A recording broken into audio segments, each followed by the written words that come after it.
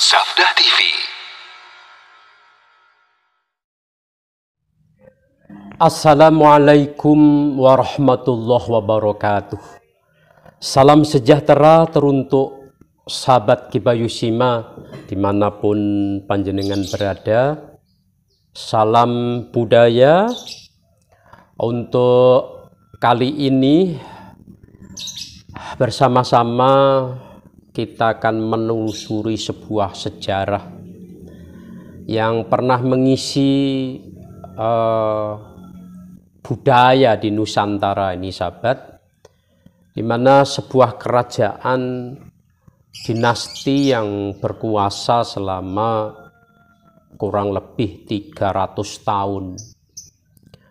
Dinasti ini mengalami 3 periode kekuasaan atau wangsa ya.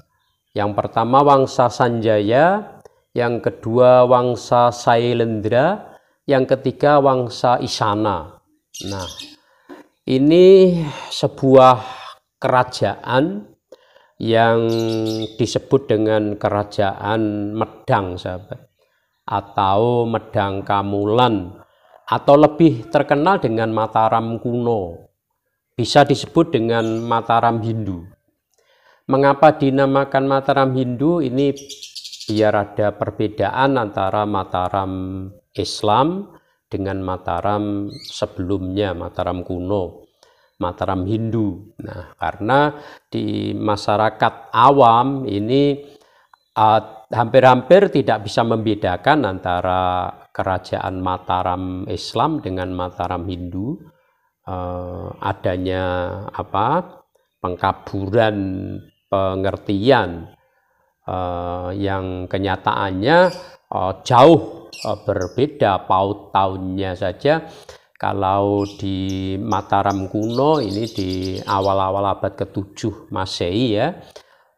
Kalau Hindu ini sudah kalau Islam, Mataram Islam ini sudah setelah Demak ya, sudah abad ke sini, sudah abad ke 15-16 ya, jauh sekali ya jaraknya. Nah, yang kita bahas bismillahirrahmanirrahim kali ini adalah Mataram kuno, Mataram Hindu, yang telah saya sampaikan tadi bahwasanya ini mengalami 3 wangsa ya, 3 dinasti.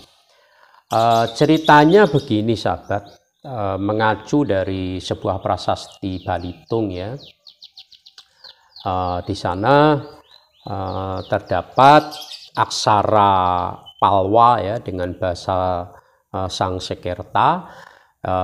Dituliskan bahwasanya raja yang pertama di dinasti ini di Islam kuno, di Mataram kuno ini adalah Ibnu Sanjaya, sahabat.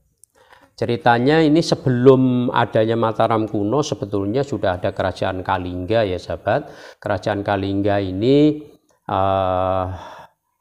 pecah ya, dibagi menjadi 2, yakni kerajaan Sunda dan kerajaan Medang ya. Kerajaan Sunda ini dikuasai oleh seorang raja Arusbaya ya, Arusbaya, kerajaan Tarusbaya ya, Raja Tarusbaya. Kalau yang kerajaan Medang yang nantinya akan menjadi Mataram kuno ini dikuasai atau dipimpin oleh seorang raja yang bernama Sana atau Seno atau Bratasena yang punya keluarga namanya Sanjaya. Nah, pada awalnya keberadaan 2 kerajaan Sunda dan kerajaan Mataram atau Medang ini enjoy saja. Nah, tetapi setelah berjalan beberapa saat, keberadaan kerajaan Medang ini ya dipengaruhi dengan perebutan kekuasaan yang puncaknya itu dikudeta ya. Bratasena ini dikudeta oleh pamannya sendiri ya, dikudeta, direbut kekuasaannya dan kalah. Akhirnya keluarga Bratasena ini mencari swaka, ya, mencari perlindungan bersama dengan Sanjaya. Keluarga besar dari Bratasena ini larinya kemana kalau tidak ke sahabatnya, saudaranya, yakni di Sunda. Di sana aman, keluarga Bratasena ini mendapatkan perlakuan yang sangat-sangat istimewa di dalam kekalahan ini, ya, sampai-sampai akhirnya Sanjaya ini, keluarga dari Bratasena ini, diambil menantu oleh Raja Sunda, ya, oleh Raja Tarusbaya ini. Nah, setelah udur, ya, Raja Sunda ini udur, sudah tua, pewaris tunggalnya adalah istrinya Sanjaya ini. Nah, karena putri, ya, putri dan kurang cakap dalam memimpin sebuah kerajaan, akhirnya memberikan kepercayaan kepada sang suami, yakni Sanjaya, ya, untuk menjadi raja. Nah, otomatis Sanjaya ini mulai menggelar kekuasaannya, memerintah di Sunda, sementara di dalam hatinya masih ada rasa dendam ketika dikudeta oleh pamannya sendiri, ya. Dikudeta pada saat keluarga Bratasena ini menguasai kerajaan Medang. Nah, karena dianggap sudah kuat, ya, Sanjaya ini menyerang kerajaan yang tadinya dimiliki, yaitu Medang. Akhirnya Medang bisa direbut, otomatis Sanjaya ini menguasai dua kerajaan langsung, ya, kerajaan Sunda sama kerajaan Medang ini. Nah, maka mulai dari nol, ya, Sanjaya ini mulai dari nol membangun sebuah kerajaan yang namanya Medang, ya, Medang Kamulan, tetapi lebih tersohor dengan nama Mataram karena di sana ada sebuah tempat tanah yang digunakan sebagai ibu kota yang namanya Mataram, yang sekarang di seputaran wilayah Yogyakarta, ya. Nah, sahabat, dinasti ini atau Wangsa Sanjaya ini menguasai seluruh wilayah Jawa, khususnya Jawa Tengah, sampai ke pesisir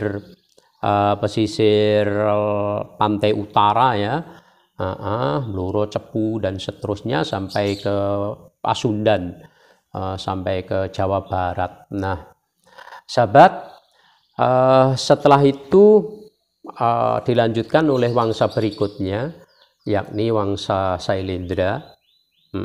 Ada yang lebih spesifik sebetulnya, Wangsa Sanjaya dengan Wangsa Sailendra ini sebetulnya cuman perbedaan kekuasaan, artinya raja, ya, raja keturunan dari Sanjaya, kemudian keturunan dari Sailendra, begitu. Tidak untuk membedakan keturunan aja, bukan sebuah dinasti yang berbeda, ya, tetapi ini masih dalam satu lingkup keluarga, masih dalam satu keturunan, yakni kembali ke kerajaan Kalingga, seorang Raja Sima, ya, Ratu Putri yang luar biasa. Nanti ada kisah terkhusus tentang Ratu Sima ini, ya.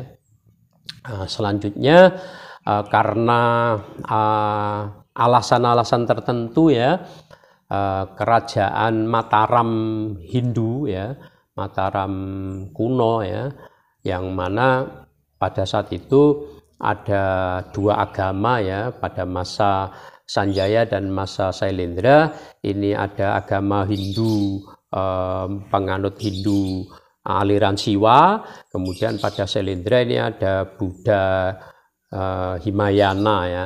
Kemudian wangsa berikutnya ya, karena ada alasan tersendiri ya, ada serangan dari kerajaan lain yang diperkirakan itu serangan dari kerajaan Sriwijaya menyerang di Mataram kuno, atau lebih karena ada bencana alam ya, meletusnya Gunung Merapi pada kala itu. Akhirnya keturunan dari wangsa Sailendra ini membuat kerajaan baru di luar wilayah Jawa Tengah, yaitu di Jawa Timur yang ibu kotanya di seputaran Jombang ya, yakni Empu Sendok ya. Empu Sendok ini setelah Medang Mataram kuno ini hancur, akhirnya menuju ke arah timur dan mendirikan sebuah wangsa atau dinasti baru yang dinamakan dinasti Isana.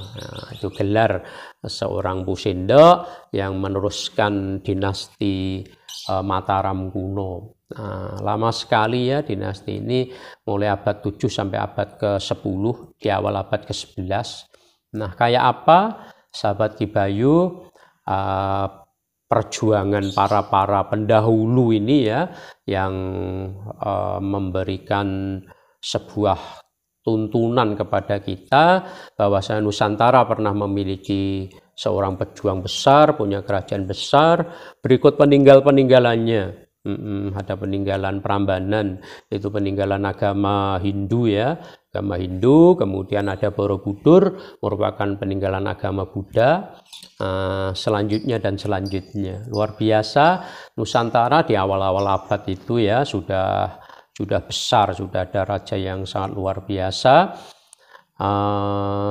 Bangga kita tentunya. Yuk bersama-sama kita telusuri sejarah yang hebat ini, untuk memberikan sebuah motivasi kita untuk bangga, dan kita ambil yang baik. Tetap tidak hanya bangga kemudian ya dulu sudah pernah luar biasa, pokoknya dulu sudah pernah luar biasa. Tidak hanya itu, tetap kita gali dan kita ambil contoh suri tauladannya. Tetap kita bersatu menjaga negara kesatuan Republik Indonesia ini. Tetap semangat bersama kita. Nah sahabat, Mataram kuno ini diawali oleh Pangeran Sanjaya pada abad ke-8 732 Masehi. Terletak di wilayah Yogyakarta dan sekitarnya pada kala itu, mengacu pada prasasti Canggal yang bertahunkan 732 Masehi. Silih berganti dinasti ini, mulai dari dinasti Sanjaya, Sailendra sampai dinasti Isana, di mana wangsa Sanjaya dan Sailendra ini beribu kotakan di Jawa Tengah sahabat, antara tahun 732 sampai tahun 929 Masehi. Sedangkan wangsa Isana beribu kotakan di Jawa Timur, tepatnya di Jombang, tahun 929 sampai 1016 sahabat. Nah, pada tahun 706 Masehi ada sebuah kudeta yang dilakukan oleh Purbasura, yang akhirnya kekuasaan Sumedang pada kala itu dikuasai oleh sang paman. Akhirnya minta suaka ya di negeri Pasundan, malah Raden Sanjaya dinikahkan dengan putri dari sang raja. Nah, pada tahun 732 Masehi, Sanjaya ini kembali merebut Medang pada kala itu, sehingga tahun itu pula dinyatakan sebagai tahun awal berdirinya Mataram kuno sahabat. Ini adalah raja-raja mulai 732 sampai 929 pada masa dinasti Sanjaya dan Sailendra. Sedangkan dinasti Isana yang beribu kotakan di Jawa Timur mulai 929 sampai 1016 sahabat, para raja-raja yang meneruskan dinasti Isana ini. Nah, pernah mengalami masa kejayaan Mataram kuno ini pada tahun 899 sampai 911 pada waktu Raja Balitung, sahabat.